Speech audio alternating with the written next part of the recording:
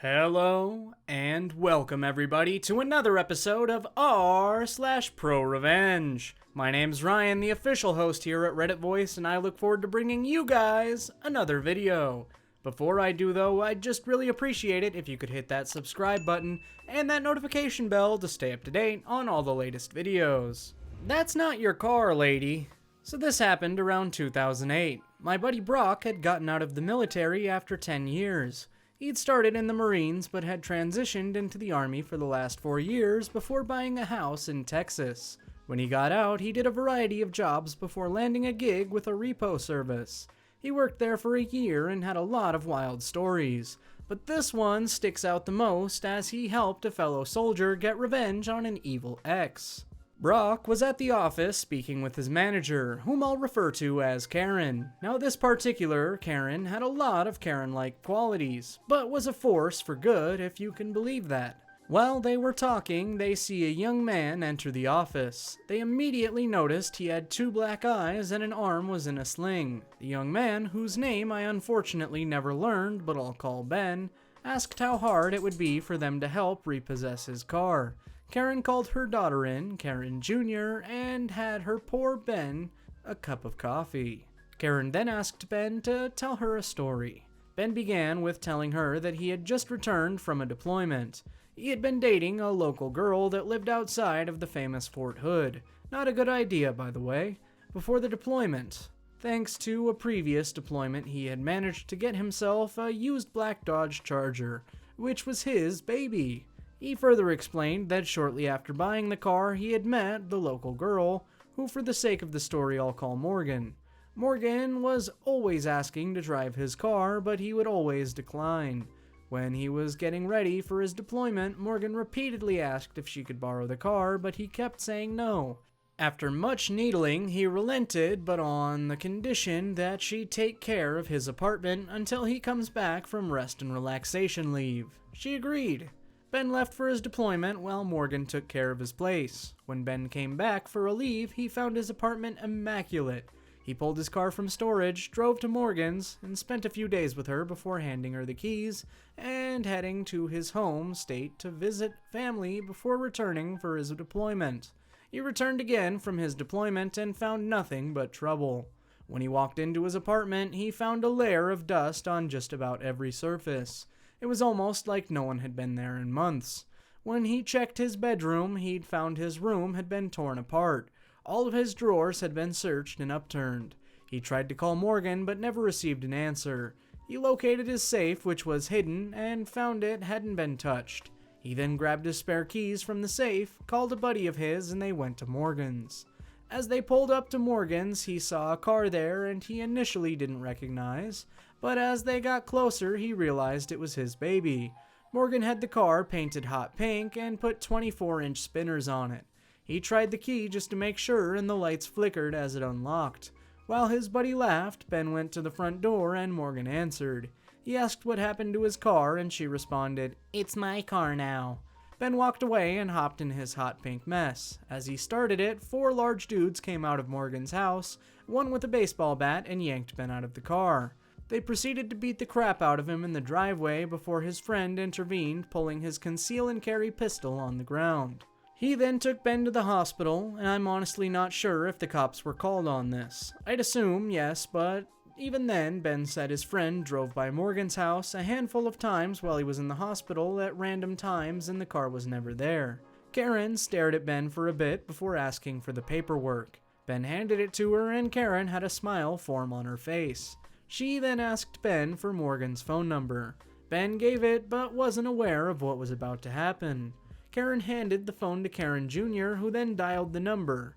And Karen Jr. then began speaking to Morgan, telling her that they'd met at one of the local clubs and wanted to know if she was down to party that night. Apparently, Morgan agreed and the plan was set. Brock parked his tow truck at the club and waited. Sure enough, Morgan showed up with the pink monster, parked it, and went inside with some girlfriends. Brock then gave them 5 minutes before he stealthily drove up to the car and hooked it up. As he was pulling out with the pink monster, Morgan walked out of the club. She saw her car and the tow truck and began trying to flag Brock down, but he was already out of there. The next day, it was business as usual at the office when Morgan called. She was furious that her car was stolen by them and wanted it back. Karen, using her best customer service voice, told her if she had the registration, she could come pick it up. Morgan began screaming louder as she was going to call the cops, at which point Karen sarcastically told her, "Please do," then hung up on her. As this phone call was going on, Brock happened to look out the window and saw Morgan standing next to a car in a vacant lot, throwing what appeared to be a temper tantrum. After Karen hung up, Brock watched her get in the car on the passenger side. Karen then looked out the window and had Brock verify it was her. She then began to smirk. Karen then proceeded to call the owner of the property Morgan and her friend were occupying. She told the owner about the car and asked if he wanted it towed. The owner okayed it. Brock then drove his truck over the ladies in the car and introduced himself. They tried to explain that they were waiting for Morgan's boyfriend, but Brock insisted they weren't allowed to park there. They argue and called him every name in the book. Brock then hooked up their car and lifted it partially off the ground, forcing the two to exit the vehicle. They tore into him until he showed them the tow order. While this back and forth was going on, Ben arrived at the office and Morgan saw him walk in. She ran to the office door and Brock proceeded to lower the car. When Brock went back to the office, all hell had broken loose. Morgan apparently tried to snag the keys back from Ben, but then he pocketed them. She began to hit him in his hurt arm and warned Ben that she'd call her friends to finish the job if she didn't get her keys back. Karen Jr. had already called the cops at this point, and Brock got in between Ben and Morgan, even telling Morgan to try hitting him to find out what would happen. Morgan then tried to play the pity card and said she only wanted the keys to get her laptop out for school. Karen asked Ben to hand the keys over to Brock so he could grab the laptop. Brock retrieved the laptop from the car, and as he was handing it over, she rushed to aggressively grab it, but knocked it from Brock's hand. Completely furious at this point, Morgan accused Brock of dropping the computer on purpose and threatened to sue. The cops then arrived and Morgan began her sob story, telling the police that they stole her car. The police questioned Karen and Karen gave her casual smirk while asking if they wanted to see the security videos. The police watched and listened as Morgan punched Ben several times and heard the threats she made about sending her friends after him. The police then turned to Morgan, who had turned ghost white at this point. She tried to back her way to the door, but the police stopped her. They proceeded to ask about the car, Ben's injuries, and who she planned on sending after him. She initially denied everything, but they already had evidence on her beating him up. She was arrested and Ben got his car back. After the cops left, Ben admitted he didn't want to be seen in a car that looked like it was advertising Pepto-Bismol and planned on trading it in for a GTO. We later heard him through the grapevine that the 4 guys who beat up Ben were arrested and Morgan had ratted them out. Brock had a few more stories, but none of them were nearly as good as this one. Damn, barely an hour and it's blown up a bit. Thanks guys. Also, TLDR, evil girlfriend tries to steal a car from her boyfriend, had him beat up, but a friendly Karen helps get it back. Edit 2. Wow, thanks for all the support guys. I love that so many have enjoyed the story. So, I've had a few people try to refute this story, and I assure you this story is true. I have no reason to lie to anyone about this. Also, some people are asking how this is considered pro-revenge. While Ben didn't personally get the revenge, Karen was the instrument of Morgan's destruction. She set Morgan up to lose the car after Ben and his friends couldn't locate it on their own. Morgan's fate was more or less her own doing. She believed that she could strong-arm an injured man with multiple witnesses while making threats. Also, while gang activity was fairly high in the Killeen, Texas area, I'm not 100% on if they were connected to any gangs. I just want to throw that last part out there.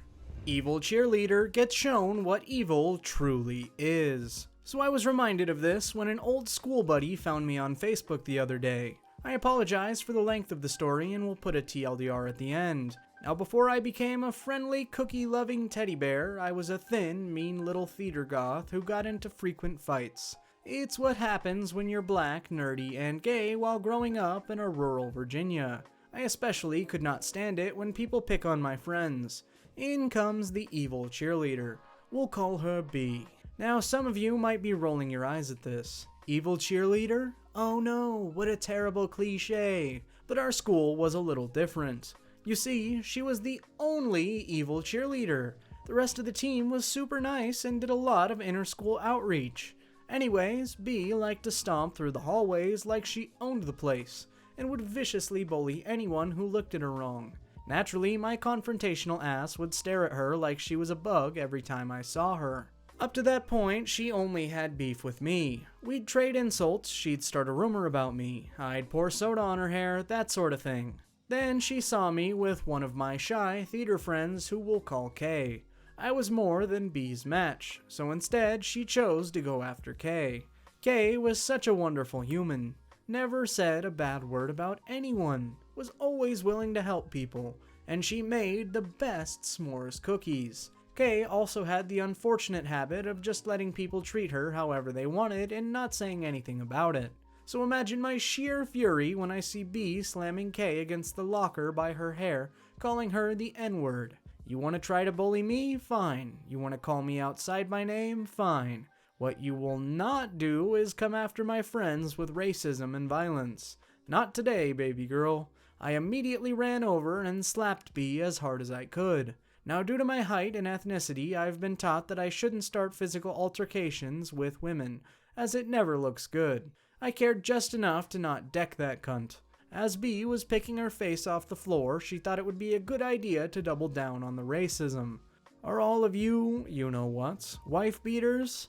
Come again? I slapped you because you were hurting my friend. The hell is wrong with you? She stole something from me, like the dirty monkey she is. I would just like to put a disclaimer, this is a little bit of a break from the story. I am reading directly from the page here while also avoiding certain serious major words that should not be said on YouTube. If it comes off a little less effective that way, I'm sorry, but it's just the way it has to be done. I have zero tolerance for any of the words of the sort. Again, what the hell is wrong with you? Her insults really weren't making sense. Looking back, I think she was just trying to say the most racially offensive thing she could think of without any real consideration of reality, which is just terrible roasting technique. You know what? I have less than 0 fucks to give about you right now. You come near my friends again and I will literally snatch your uterus out with my bare hands. See, stuff like that I got no problem saying. We'll see what my boyfriend says about that. Oh no, not your boyfriend. She walked away, spitting more bullshit, but at this point I chose to ignore her and focus on Kay, who had a small knot forming in her forehead. I took Kay to the nurse's office and begged her to report B. Kay didn't want to because I might get in trouble too. I told her that I didn't care, slapping that bitch was worth it, but Kay didn't budge. After Kay got an ice pack, we were both sent back to class and the rest of the day went on as usual. After school, I was on my way to anime club. Yes, I'm a weeb. And who would show up but B's boyfriend, who we'll call Bob. Now Bob was a soft-spoken guy who only got cool points because he was on the football team. Peel off the football team luster and you have a walking, talking doormat who's about as intimidating as a medicated cotton ball. So him and his boys waltz up to me, spitting some wannabe threatening line about making me disappear. I informed him that I own waterfront property on the Wish Island because I wish a bitch would. His friends laughed at him, which exasperated the snot out of me. Most punks are all talk. You stand your ground and they'll back off, unless they have their friends with them. The moment they lose face in front of their crew, they become much more likely to do something stupid. So of course he rushes me, and now I've got something of a conundrum. I'm scrappy, but I'm by no means a badass. There are 5 of them and 1 of me. So if I can drop this dude, I have to be able to either put on a good show so they don't engage, or run. Now considering I was extra AF, I decided to put on a show. I used Bob's momentum and I slammed him into a nearby locker, putting my forearm on his throat. Now I don't remember what threat I whispered to Bob, but I'm going to assume it was effective because he went still. Now what do I remember was happened next. Now due to how I was holding him against the locker, our bodies were pretty close. Too close, because I felt something press against my thigh. Now I'm thinking it's a weapon or a phone or something, but nope, it was his erection. Homeboy got aroused. Why? No clue. All I know is that things had gotten really awkward. I let him go and hightailed it out of there because I'm equal parts WTF and did that really just happen? During Anime Club, I told Kay all about what happened. She laughed, because of course she did. But then, a look crept in her eye. It was this devious little smirk that I had never seen up until that point. She looked at me and told me that if we wanted to, we could use this to teach Bea a lesson. I'm thinking she meant like a rumor or using it to insult her, but no. Kay had something far worse in mind. It's true what they say about the quiet ones. So after a few days and some additional planning, it was time to put our revenge into motion. I found Bob and asked to speak with him privately. So we went into the spare classroom that the school never really uses, and after some back and forth, Bob confirmed that he was bisexual. Some cringeworthy flirting later, Bob and I are making out. All according to plan, Bea would walk in, see us, and be humiliated. Now I do want to mention that hindsight is 20/20. We were teenagers and we really didn't understand how problematic this plan was on a social scale. Bea deserved some karmic justice, but this really shouldn't have been it. That being said, Bob was an eager beaver. He didn't stop at just making out. He, went down south, if you catch my meaning. Me being hormonal and admittedly starved for attention, I really didn't see any reason to stop him. So when Kay led Bea into the room, she got to see Bob's head, well, bobbing, and me with a contented smile on my face. Now to Bea's credit, she was not homophobic towards Bob in any way. In that highly problematic situation, she had plenty of opportunity. She was, however, furious at him cheating on her with one of her sworn enemies, and an N-word to boot. She screamed at him for almost 15 minutes before a teacher had come by and demanded that we head to class. Later, Bea found me at lunch and called a ceasefire of sorts. She agreed to only target me if I agreed to stay away from Bob. I agreed, knowing full well that Bob was coming over to my house that afternoon. Bea and I would continue to antagonize each other until I moved away, but it was never as severe. In some ways, I think we kind of broke her confidence a little. Oh well, don't be a racist cunt and people won't want to get back at you. TLDR, cheerleader's a bully and a racist. I seduce her boyfriend and have her walk in on him giving me an oral presentation. And with that, we've reached the end of today's video. If you liked it, make sure to leave a like and also subscribe. As always, my name's Ryan, the official host here at Reddit Voice, and I look forward to seeing you guys in the next video.